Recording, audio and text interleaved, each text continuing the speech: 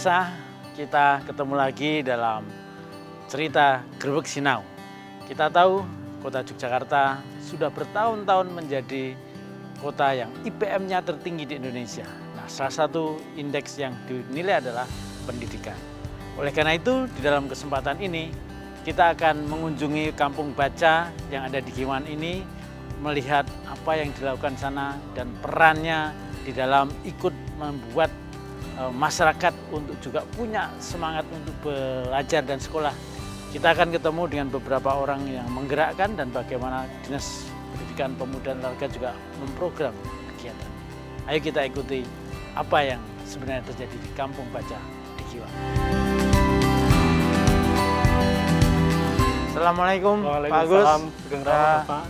Gimana kabar, sehat? Baik, alhamdulillah Bapak, sehat juga. Kita sekarang ada di Kampung Baca. Kampung Baca Giwangan. Itu program Dinas Pendidikan Pemuda dan Olahraga ya? Kami bekerja sama dengan Dinas Perpustakaan. Oh, memang Dinas dua ya? dinas itu harus berkolaborasi, Pak. Kami tidak bisa bekerja sendiri karena teman-teman dari Dinas Perpustakaan mereka yang lebih punya SDM untuk pembinaan kepustakaan dan isian program Kampung Baca.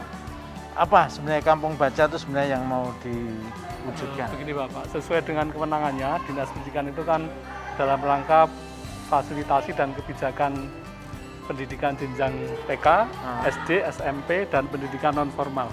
Nah, kami di Seksi Dikmas dalam rangka membantu atau meningkatkan kualitas pendidikan di Kota Yogyakarta ini, kita mencoba dari sisi luar sekolah, Pak.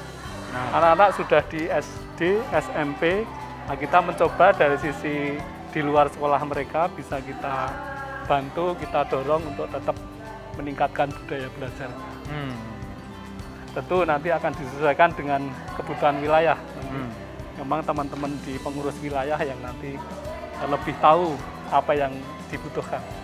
Sekarang kan sudah ada 21 kampung baca di seluruh kota Yogyakarta ya? Ya, siap. Nah, mereka itu kebanyakan terdiri dari anak-anak SD, SMP atau campuran atau gimana?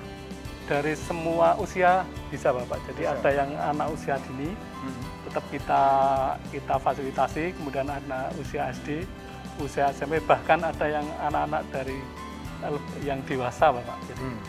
Jadi kita sangat menyesuaikan dengan apa yang di wilayah itu dibutuhkan. Walaupun konsentrasi kami memang di anak usia sekolah, Pak. Oh, nah, sekolah itu TK, SD, SMP ya? SMP. Ya. Dan SMA pun juga ya? Ada anak-anak yang mereka sekolahnya di luar SD, SMP, dan SMA. Jadi ada anak-anak paket A, paket B, dan paket C. Iya. Jadi di Kampung Baca ini mencoba apa yang di wilayah dibutuhkan ini, di luar sekolah ini bisa kita support melalui kita fasilitasi. Persyaratan untuk mendirikan sebuah kelompok kampung baca seperti yang ada di sini ya, gimana? Tentu awalnya harus ada embrio perpustakaan. Jadi ada layanan layanan diselenggarakan oleh masyarakat. Ya. Layanan baca di perpustakaan. Kalau dulu pernah kita mendengar ada taman bacaan masyarakat. Ya. Itu kan basisnya RW. Sedangkan arahan dari Bapak Wali Kota dan pendekatan pemerintah kota sekarang kan berbasis kampung. Mencoba di layanan pendidikan luar sekolah ini melalui pendekatan berbasis kampung, kita angkat program Kampung Baca. Sehingga skopnya nanti menjadi lebih luas.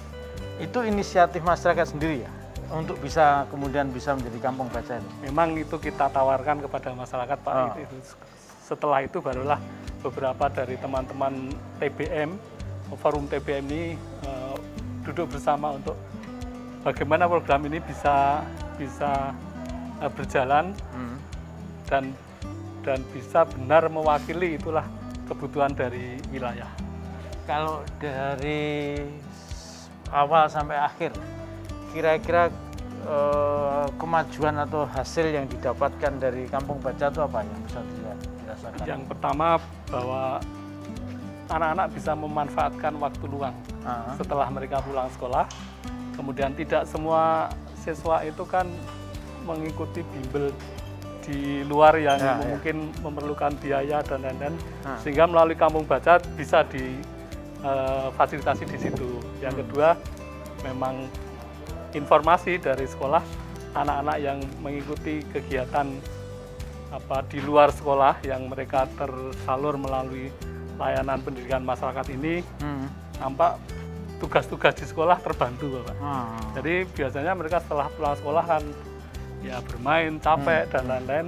Tapi dengan Kampung Baca nampaknya ini bisa, walaupun tidak seluruhnya sih, tapi bisalah anak-anak memanfaatkan peluang ini untuk membantu sekolahnya, tugas-tugas sekolah di kesehariannya. Setiap tahun ada tambahan terus Kampung Baca? Di tahun 2020 kita ada 7, di tahun 2021 kita tambah 14, jadi sudah ada 21 saat tahun ini. Di tahun 2022 kita rencanakan ada 10 lagi, walaupun tahap ini masih dalam tahap verifikasi, visitasi untuk calon-calon penyelenggara ini. Suplai bukunya dari dinas? Dari dinas tahun 20 dan 21 masih oleh Dinas Perpustakaan, di tahun 22 ini oleh Dinas Pendidikan, Pemuda dan Olahraga. Tambahan buku-bukunya ya? Ya. Jadi ini kerjasama 2 OPD ya? Ya Bapak, karena memang Pendidikan dan juga Dinas Perpustakaan dan Arsip Daerah ya? Siap. Nah, sekarang kalau kita melihat di setiap Kampung Baca itu, apakah ditentukan oleh para pengelolanya juga untuk maju tidak majunya? Sangat berperan mereka. Jadi kami memang tidak mungkin intervensi terhadap beberapa program yang akan diselenggarakan, tetapi kami percaya bahwa teman-teman pengelola ini cukup memiliki potensi untuk bisa membangun program ini.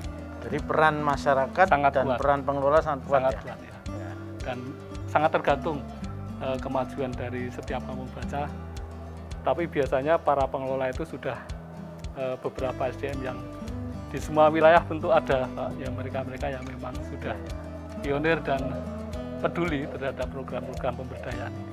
Pemirsa, ini tadi cerita tentang bagaimana Kampung Baca yang ada di Kota Yogyakarta. Nah, kita nanti akan mengunjungi pengelola dan juga masyarakat yang selama ini menjalankan program Kampung Baca ini. Kita ingin lihat fasilitasnya, kita ingin lihat kegiatannya. Kita ketemu lagi dalam segmen berikutnya.